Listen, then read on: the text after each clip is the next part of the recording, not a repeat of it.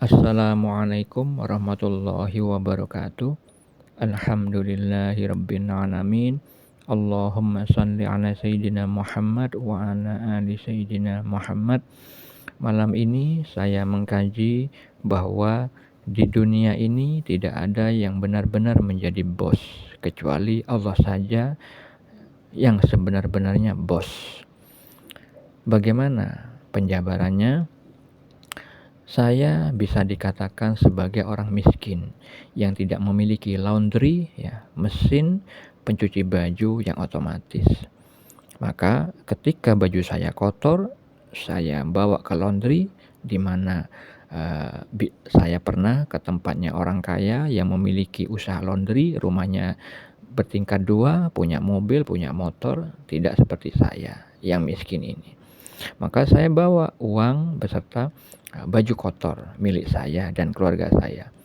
Nah, akhirnya ketika bertemu dengan pemilik laundry tersebut, yang mana ibu itu mengerjakan sendiri usaha itu tanpa karyawan, maka saya meminta, menyuruhnya walaupun dengan halus sebagai seorang pelanggan, "Bu, tolong ini dibersihkan, tolong tanggal sekian sudah jadi Bu ya, saya mau ambil."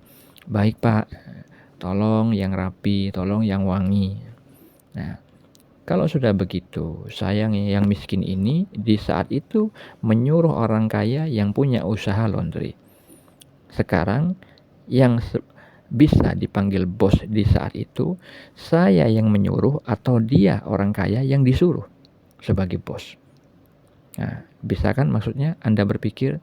Nah, yang kedua, ada orang kaya memiliki mobil bagus, saya tidak punya mobil. Maka ketika saya ingin jalan-jalan bersama keluarga saya ambil handphone, saya pesan ojek online melalui HP, lalu saya minta orang tersebut datang kepada titik tempat saya menunggu. Lalu saya katakan, "Tolong Pak segera, saya keburu-buru." Datanglah mobil itu, sudah bagus, suasana dalamnya sudah wangi, sudah ada tisu, dipersilakan juga untuk nyolokin HP saya, misalkan baterai lowbat. Kita dilayani. Saya tinggal nyuruh, "Pak, tolong antar ke sana. Pak, tolong antar ke sini." Nah, di saat itu saya yang menyuruh orang yang pemilik mobil itu, ataukah pemilik mobil itu yang disuruh saya yang pantas disebut bos di saat itu? Saya yang dilayani di saat itu dan dia melayani saya. Nah, yang pantas dikatakan bos di saat itu, pemilik mobil atau saya yang lagi dilayani? Yang kedua itu. Sekarang yang ketiga. Misalkan ada pemilik toko mebel atau furniture, toko besar. Lalu ada pelanggan. Satu pelanggan membeli salah satu sofa di situ.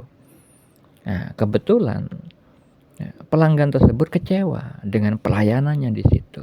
Mungkin karyawannya tidak sopan, atau ketika melayaninya lelet, atau barang yang dikasihkan ternyata ada yang cacat, sehingga pelanggan di situ marah-marah kepada karyawannya dan minta supaya apa?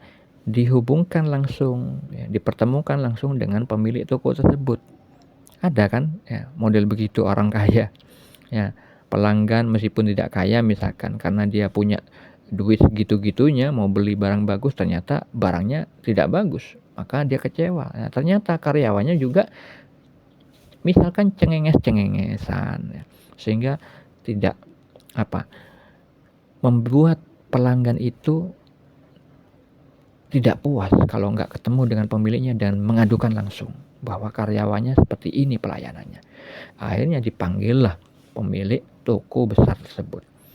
Nah, otomatis dong pelanggan tersebut nggak cuma marah ke karyawannya, mungkin akan ngomel-ngomelin si pemilik toko. Kenapa kok ada karyawan seperti ini di toko ini? Sayang sekali Pak, toko sebagus ini memiliki karyawan seperti ini. Tolong dong pelayanannya diperbaiki, tolong dong. Nah, barangnya juga yang bagus. Masa saya beli barang begini mahal dapat seperti ini? Bagaimana, Pak? Nah, otomatis pemilik toko manggut-manggut, ya, mungkin mengganti dengan barang yang baru, diusahakan dicarikan yang baru, mungkin diservis diantarkan gratis. Nah, di saat itu yang bisa dikatakan bos, pelanggannya yang hanya membawa badan sama uang, atau pemilik usaha yang besar itu di bidang furniture. Ya. Pelanggannya bisa marah-marahin, bisa nyuruh pemilik toko tersebut. Sedangkan pemilik toko walaupun kaya, dia hanya manggut-manggut, gak bisa ngelawan. Ya. Dia disuruh, dimarah-marah. Nah, siapa yang benar-benar bos di saat itu? Nah, sekarang naik lagi. Presiden yang baik pasti menyadari keberadaan mereka. Mereka dipilih oleh rakyat dan untuk rakyat. Pastilah presiden yang baik memahami beliau untuk melayani rakyat. Dan kita sebagai orang miskin, sebagai rakyat, ya, kita enak tidur. Ternyata Pak Presiden sibuk ngurusin pembuatan jalan tol, sibuk nyari lahan, sibuk mencari dana untuk menggantikan lahan tersebut. Ya, ada yang mungkin tidak mau digantikan sehingga ada cekcok segala macam. Ketika pembangunan jalan tol tidak bagus, rakyat mudah aja kan mengkritik. Sedangkan presiden dan menteri-menterinya bisa jadi pusing, ya, memikirkan kita. Ya, tanggung jawab mereka berat, bukan hanya untuk di dunia dan akhirat, tapi ya, yang bisa dikatakan bos, sebenarnya bos, kita sebagai rakyat yang miskin yang memang dilayani oleh pemerintah, atau pemerintah yang dengan jabatan itu, yang punya kekayaan itu, ya, sebagai bosnya. Mana yang sebenarnya bos? Ya, maka dengan beberapa contoh itu kan bisa kita ketahui benang merahnya bahwa semua manusia yang memiliki kekayaan kah, memiliki jabatan kah, tetap tidak bisa dikatakan bos yang sebenar-benarnya. Karena apa? Mereka tetap bergantung kepada manusia yang lain. Presiden tidak bisa dijadikan presiden tanpa ada rakyat. Orang kaya tidak bisa mengerjakan usahanya sendiri tanpa ada orang miskin yang mau menjadi karyawannya. Nah, pemilik mobil juga tidak bisa dikatakan kaya, ya, kalau misalkan tidak ada orang yang lebih miskin dari mereka. Pemilik laundry tidak bisa dikatakan sukses sebagai pengusaha kalau nggak ada pelanggannya yang mau ke sana. Ya.